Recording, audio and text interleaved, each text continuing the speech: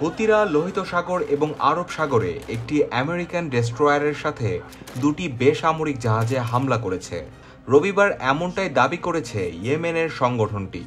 গাজায় ফিলিস্তিনিদের প্রতি সমর্থন জানিয়ে এই হামলা চালানো হয়েছে দাবি তাদের।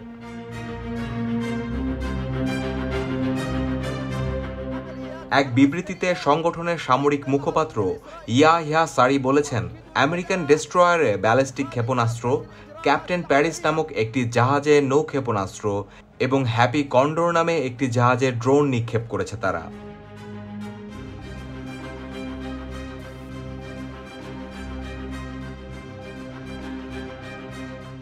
এদিকে United kingdom maritime trade operations জানিয়েছে, ইয়েমেনের আল-মুখা থেকে 40 নটিক্যাল মাইল দক্ষিণে একটি জাহাজে দুটি বিস্ফোরণের খবর পাওয়া গেছে।